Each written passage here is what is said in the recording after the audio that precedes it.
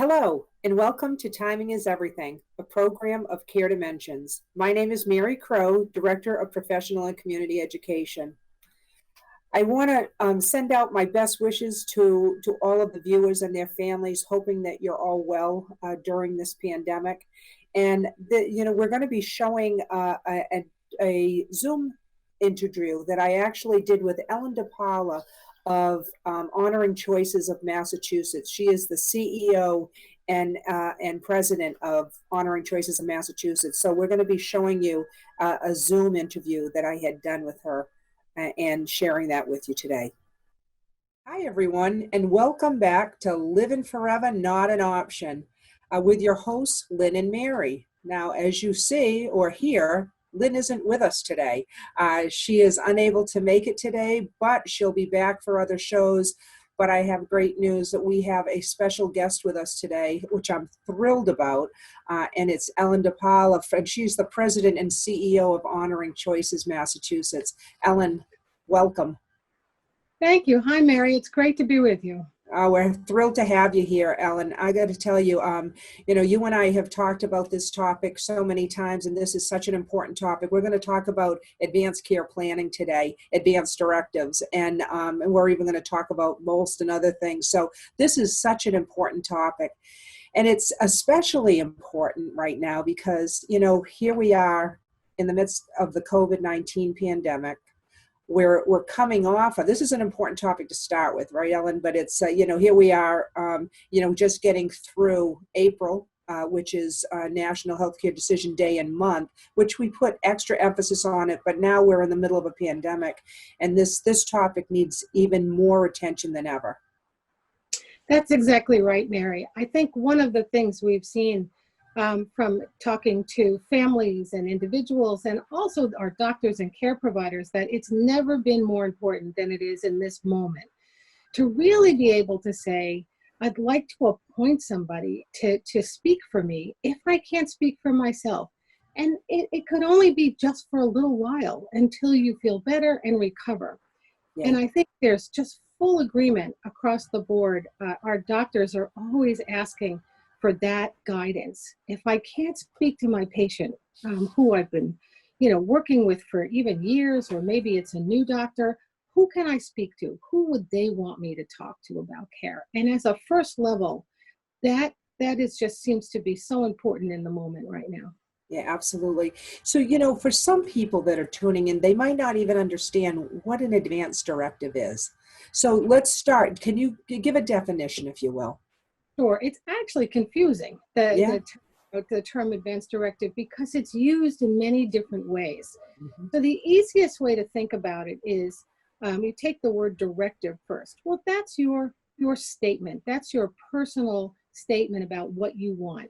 And then you do that in advance. That's what an advanced directive is. So it's any statement about your health care that you want to think about in advance, like who should I choose to be my healthcare agent would be an example of that. And then to write it down in a document, in a Massachusetts planning document that's seen as a valid document that holds your decision and your advanced directive and your personal statement about what you want for care.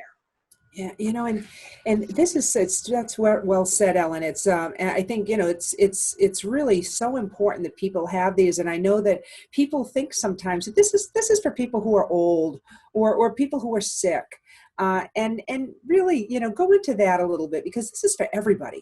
This is for everybody, and that's really absolutely true, and it's for everybody who's an adult, which means you ideally should start this at 18 years old. And I can give you an example if it helps. I have these two active sons who are now in, their late 20s. And when they were in college, right, and over 18, they were 19 years old, they play this game called rugby, which is not a particular, gentle game. And on a rugby field, they pass around a ball and they smash heads together a lot. So my oldest son, Dan, did exactly that. He happened to be in another state. And he is now 19 years old, and he had to be hospitalized because he became unconscious because he hit his head with another kid. And as a parent, his friend calls me on the phone and says Dan's in the hospital, so I call the hospital and they say we can't talk to you Wow. because you're not your son's healthcare agent. He didn't sign a paper that gives you the right to make decisions for him. And that's how a lot of us find out about this idea that everybody 18 years old has a right to say what they want for care. Nobody, including a parent or a grandparent, can just come in and say, That's right. here's what I want you to do. So that's why the law in Massachusetts it's so helpful. It actually says, starting at 18 years old, when you're well, when things are going well, pick somebody, choose a healthcare agent as someone to speak for you. Yeah, Now, absolutely. ideally, you have that person for many, many years you can feel really comfortable knowing somebody's there for you if you get sick and until you recover. And that's why we like to say to everybody who's 18 and above, please do this healthcare proxy because it serves you well. It gets you the best care right through your lifetime. Absolutely. And as you mentioned, so in Massachusetts, and they are state to state, so we got to be careful because sometimes people think this is, kind of this document that covers all state. We're talking about a Massachusetts healthcare proxy now, That's right? correct. And Yeah. yeah, and they're called different things in different states. So people need to be certain that when they're completing this document, which is an invaluable document, this is a Massachusetts healthcare proxy for people that are in this state. Right. That's completely correct. And the beauty of this, even though that it's a legal document, you do not have to go to a lawyer to do this. You can actually do it yourself. And it's very simple to do. And we can talk about that a little later, but that's the other great thing about most people don't know. They think, oh, if I'm going to sign a document, I need a lawyer. You don't, not for this document. Yeah. And people will often say that to me, no, I can't do that. I don't have, I can't afford it. It costs nothing. So one of those excuses, it doesn't hold up, does it? Of why Right. not to do this. I also want to say, fortunately, our podcast is not just seen around the country, but it is actually, or heard around the country, it's heard around the world. We have Well, people from other countries. So what people need to do is find out where they are. What is that document called? And how do they get a hold of that in order to complete one? exactly right. Yeah. And in the United States, like if you spend some of your time in Massachusetts and some of your time in Florida, wherever you reside, everybody, as you say, has a different legal document. But typically, you don't need lawyers to do them. But Absolutely. usually you can find them right online. Yeah. And people, like you said earlier, need to understand just because somebody is your spouse or they're your child or a parent, they have no legal right to make decisions if you are 18 and over. So you need to have this document in place to appoint who you want to be your voice. Right. I think this is the wording on this is very important, isn't it? It's not to make decisions for you. It's really to be your voice when you can't speak for yourself. And I'm a stickler about words, Ellen, and I really want that people to understand this because it is so important that you pick a person who's really going to speak for you in what you want. That's a great point, Mary, and I like the way you put it. So first, I just want to say that in Massachusetts, what you were saying about we don't automatically give that right to a spouse or a family member to make decisions for us. That's true in Massachusetts. In many other states, they have a law that you can do that automatically it will default, the voice will default to someone in your family. But in this state, we have to appoint. That means you have to choose somebody and you have to write that person's name down in that legal document called the healthcare proxy. Yeah. And your second point, I think, is really important. How do you choose somebody to do this? Who do you really want? Yeah. And it's good for people to just take a minute. And if it's possible for you to choose, now not everybody has someone they can choose. And that's okay. We'll talk about that too and what you do about that. But if you can look around and if you can say, who is it that I can sit down and talk to about me? What are my values? What makes my life really quality and worth living? Let me talk to someone about that and say, here's what I'd love for you to do if I get sick, even for a little while until I recover. Here's what's important to me. Here's the care that I want. And you know what? Here's the care I don't want. that's your right to do and to say. So the idea is if you can think about that first and then think, who's the person who best can represent me? You know, this isn't about the agent that we call that person a healthcare agent. And it's never about, as you say, Mary, what the agent wants. It's not. It's what you want. And who Absolutely. can best represent that and be your voice? That's the person you want to choose. Now, that may not be your spouse or someone in your family. It could be someone at your church or synagogue or at your senior group or, you know, any club. You may just have a closer relationship. That I get a kick out of the fact that there are many women who say, my husband is not going to be my healthcare proxy. Yes, yes. And it's not, Yeah. and it's because, quite frankly, they love them so much. They wouldn't know how to be their voice. They wouldn't know how to take that role. And so it's okay to choose Right. outside.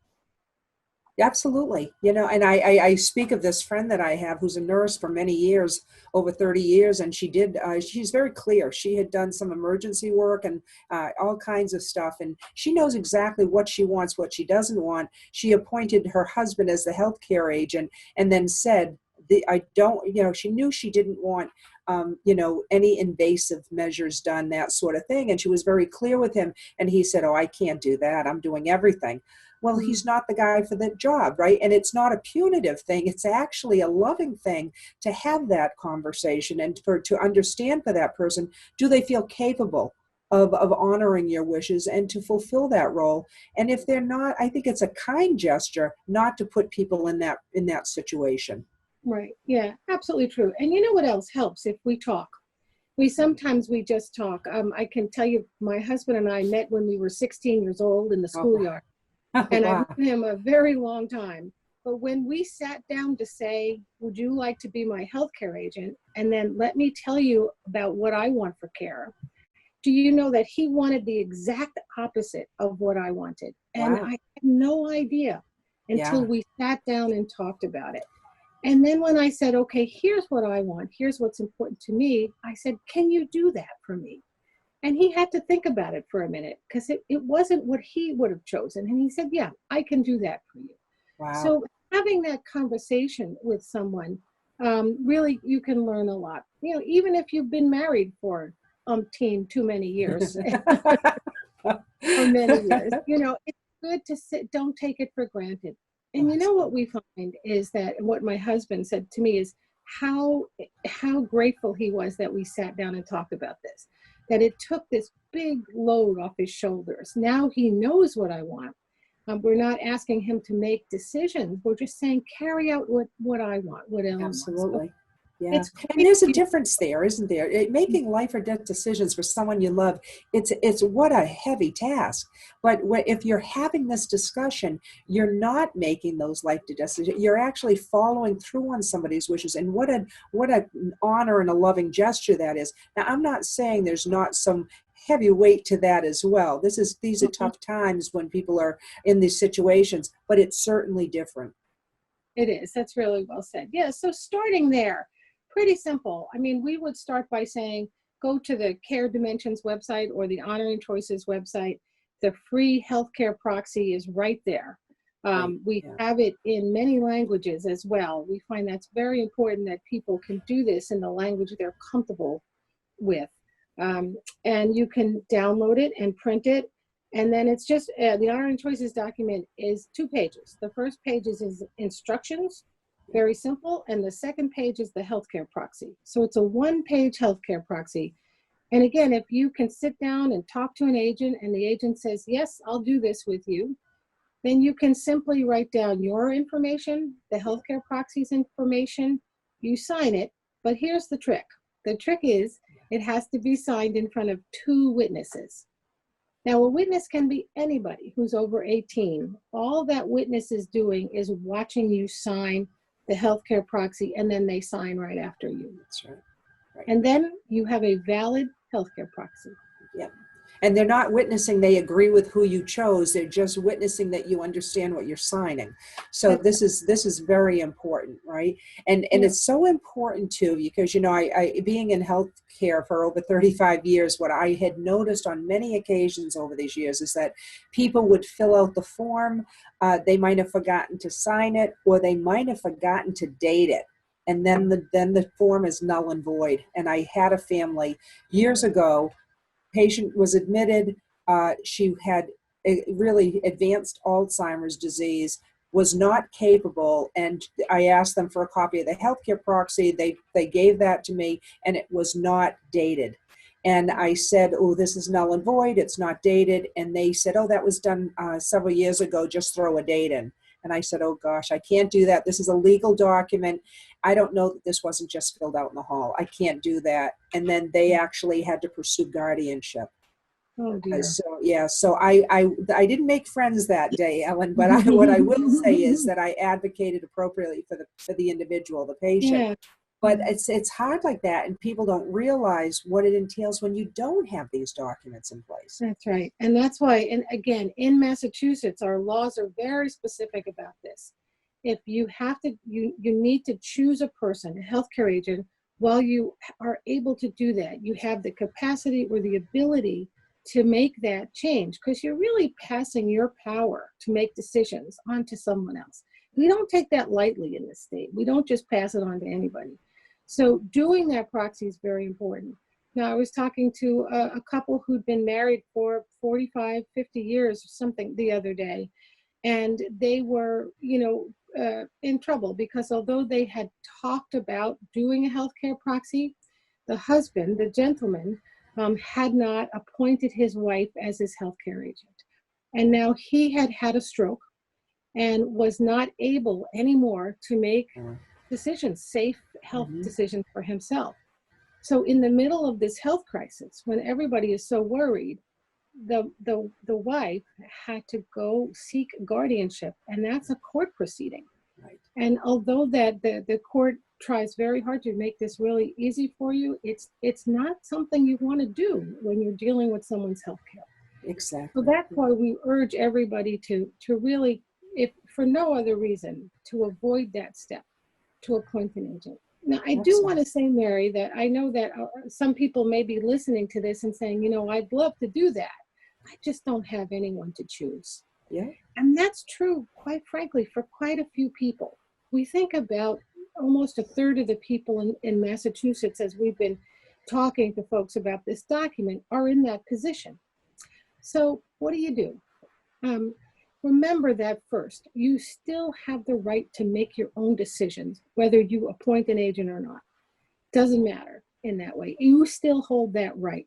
So you want to make sure you talk to then your physicians and your doctors or whoever cares for you, and whoever clinician that cares for you, and say, I want to tell you something about me, my values, my beliefs, and I want to tell you what I want for care. And let's write that down. Now, there are two places we would love for you to write that down. One is if you're talking to the doctor, make sure it's in the medical record. Make sure he writes it down there or she writes it down. But even better, we have a document called a personal directive.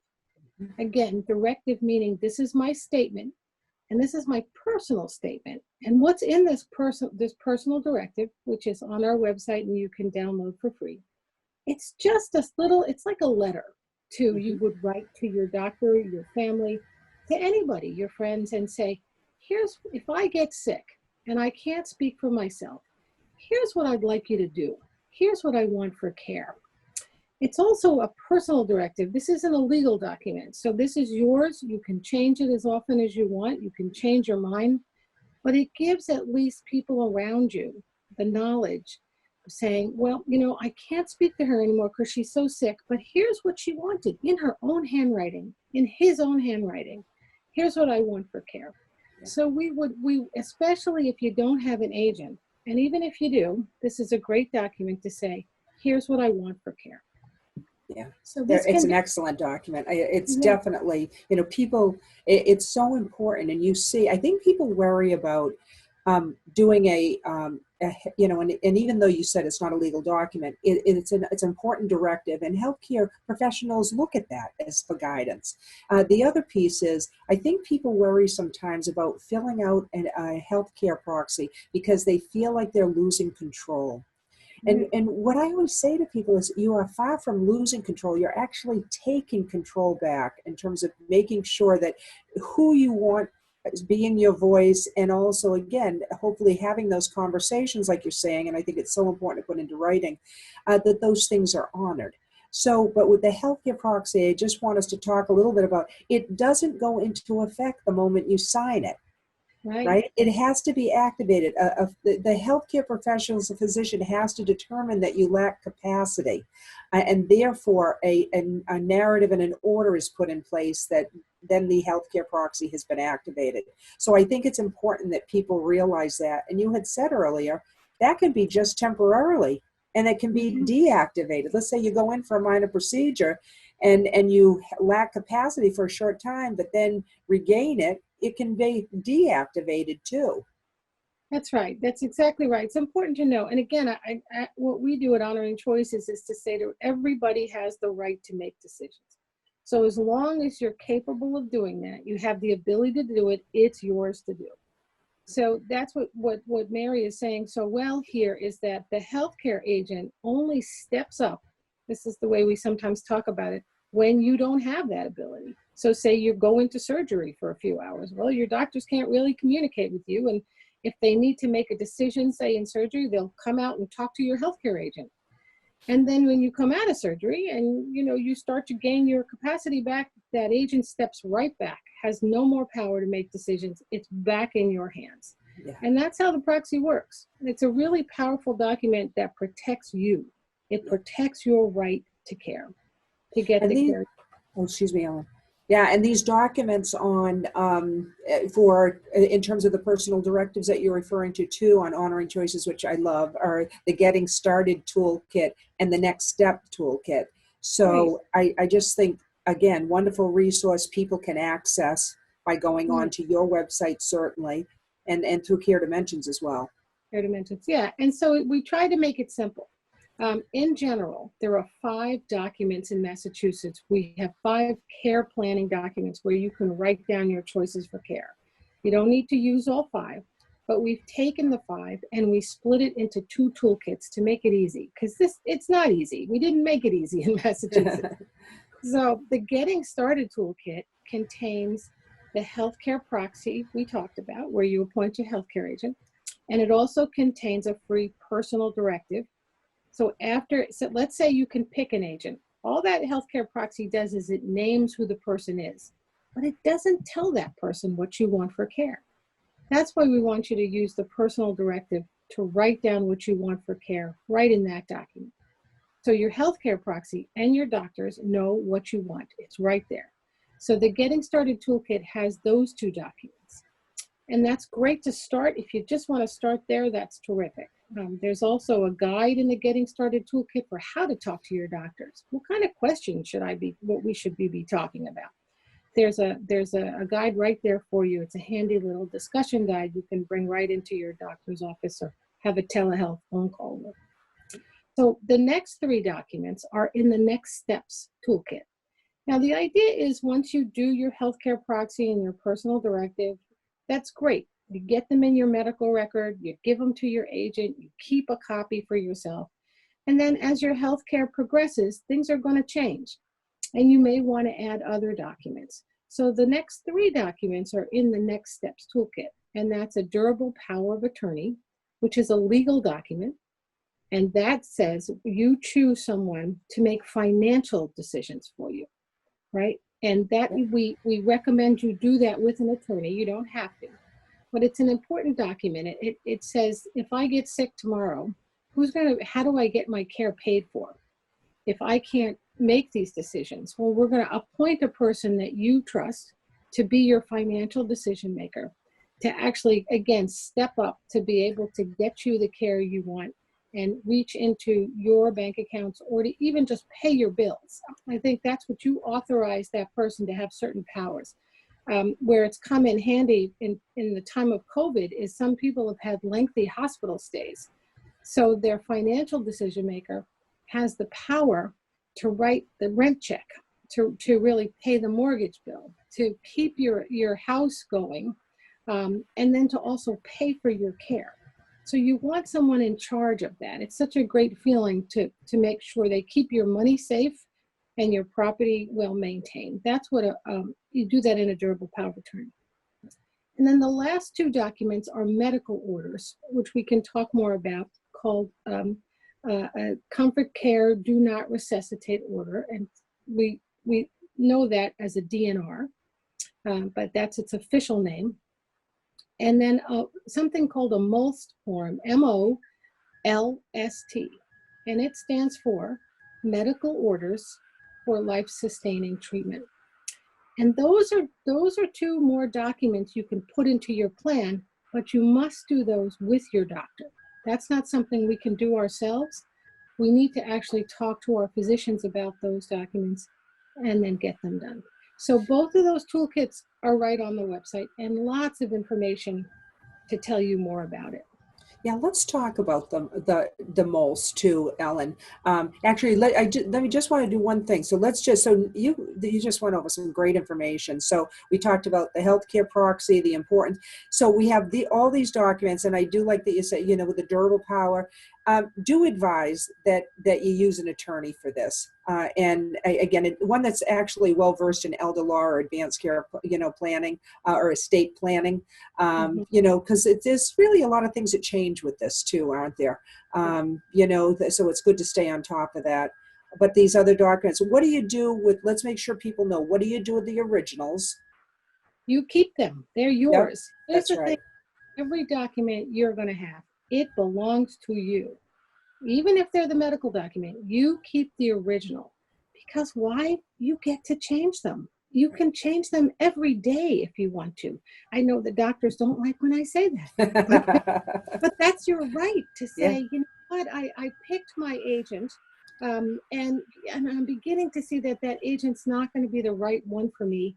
You can change your mind. You just, tear up your healthcare proxy and do a new one. Right. So I want people to understand they own these documents, not the hospitals, not the nursing facilities, but the person.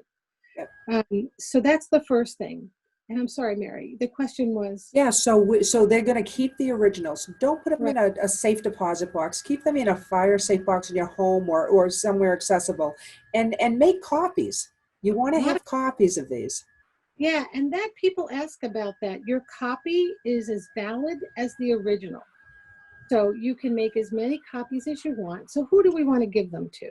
Well, it's the people who you want to jump into action if decisions and your health have to make health or financial decisions. So you give them to your agents. You can give a copy absolutely to your primary care physician and say, please put this in my medical record. Because as much as we have the right to say what we want for care, we have to talk to our doctors to say, can you get me that care? So put my documents in my medical record and let's keep talking. My health is going to change. I don't have the same health I had at 25. We age, things change. And so our decisions may change with them. Absolutely. So the other thing is that we didn't mention too is with a healthcare proxy, you should always have an alternate. Yeah. And I worry about this because I have seen many times over my career where people did not indicate or put an alternate on. And then the person who they appointed as their primary or principal agent predeceased them or weren't capable for some reason, whether they were sick or are unreachable or what have you. So that's an important piece as well. Very important. So on the form, on the healthcare proxy, the unknown choices proxy, you'll see that. It'll say pick your agent. So that's your first person. That's the person who's going to make decisions. And if that agent, what the law says, is not able to serve or just doesn't want to or can't do it anymore, then your second person, your alternate, steps right up and takes the role of a healthcare agent. Now that second person doesn't have any power to make decisions unless the primary agent can't serve anymore. But as you say, it can be as simple as we had a woman in the hospital the other day whose daughter was her healthcare agent. So the hospital had the healthcare proxy on file. They couldn't speak to the patient anymore. She was just not able to, she was really sick, couldn't speak to them.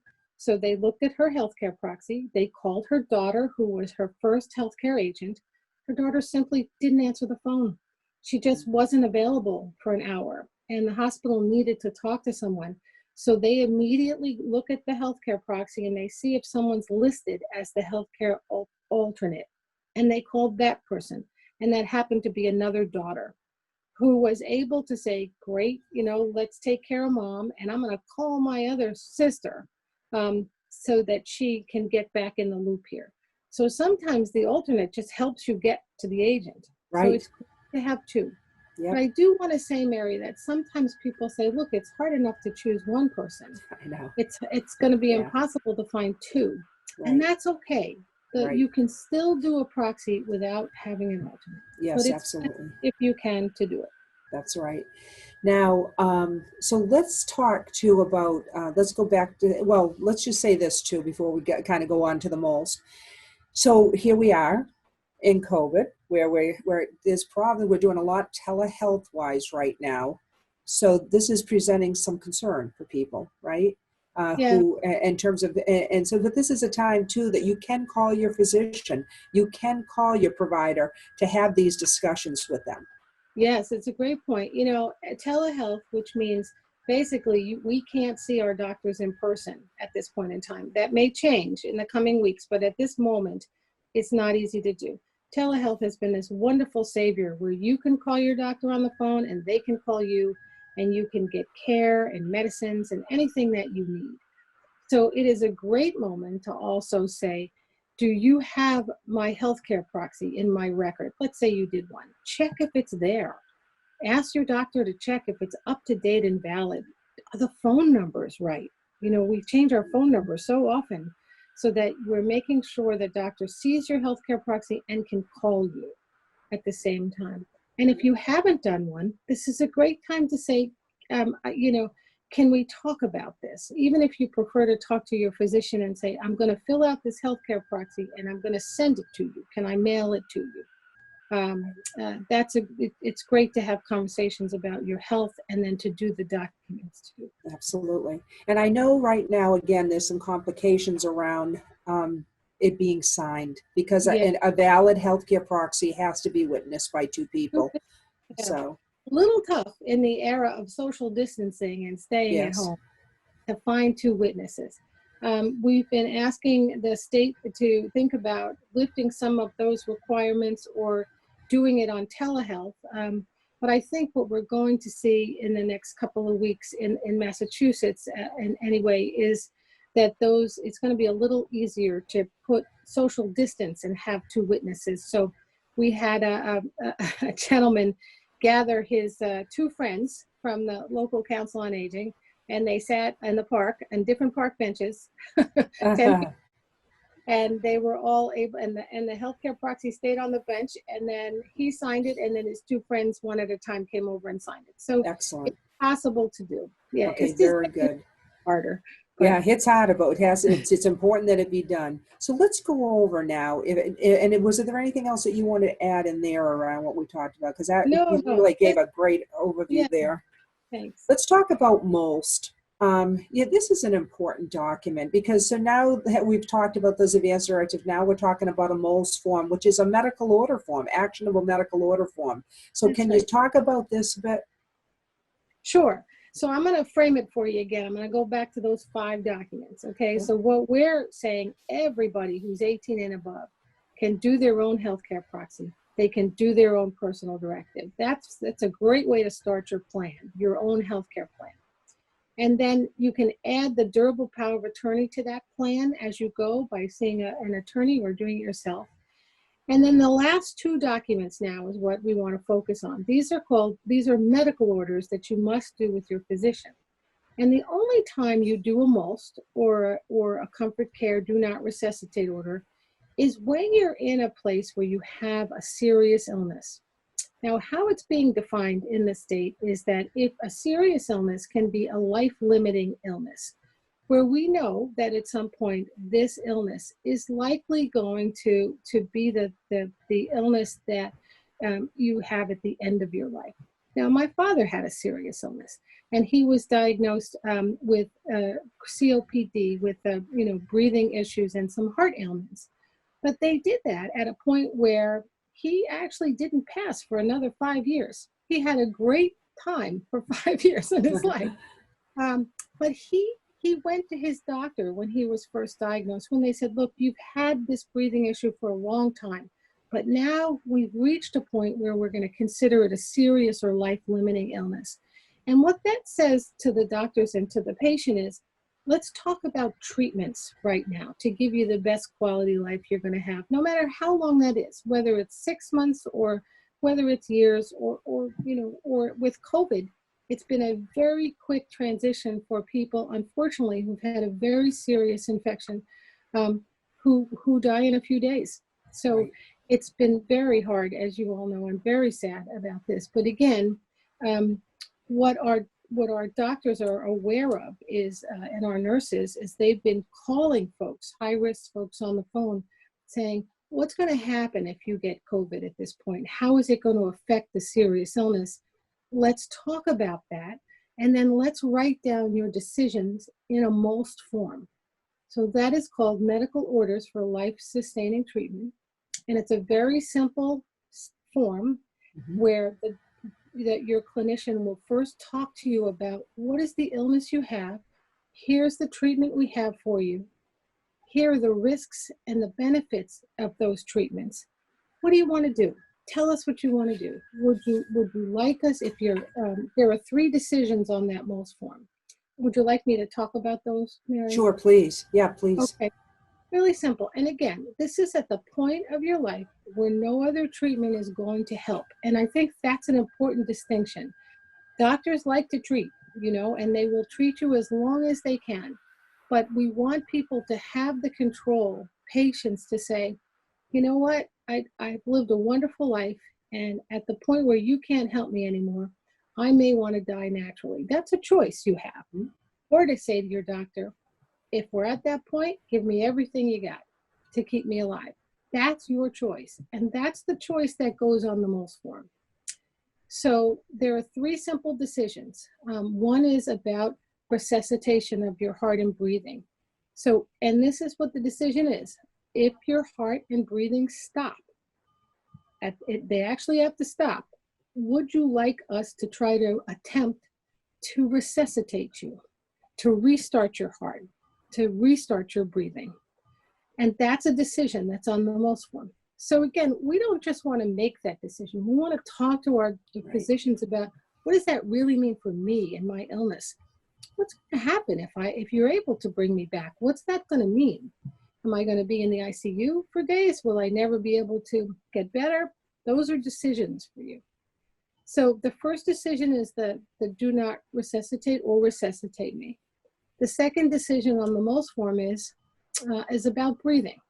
If I can't breathe on my own any longer, do I want to have a mechanical breathing with a ventilation to be able to breathe? And again, we don't want to just make that decision as lay people. We want to talk to our doctors about, what does that mean for me and my disease, my illness right now? So you make that decision. The third decision on the form is, if I'm, for instance, at home or in a nursing facility, wherever I reside, and I start to fail, I start to die naturally, do I want to be transferred to a hospital? Now, typically, we need to transfer people if they're in pain or if they're not comfortable. And then if EMTs come to your house or your residence, there's only so much they can do. So they want to make sure everybody's comfortable and not in pain. So they're likely going to transfer you to a hospital to help you be more comfortable. But it is your choice to talk about that with your doctor and make your wishes known on the MOLST form. What do you want to do? Those are the 3 big decisions. Yep. But we do that with our physician. We don't do that alone. That's right. And that's the key to it. The form is intended to have a conversation with your Right. physician, physician assistant, nurse practitioner. And that's how it's designed, not to have the form, take it home, fill it out and bring it back. Just have that conversation. These are important ones. Well, Ellen, we just gave a lot of information in a very short period of time. Yeah. Is there anything that you feel, I know we have to wrap up, but is there anything else that you feel like we missed that you want to say before we do wrap up? No, I think we want to say that everything we talked about today is broken down and much easier said on the Honoring Choices website. Lots of Yeah. sheets for you to download.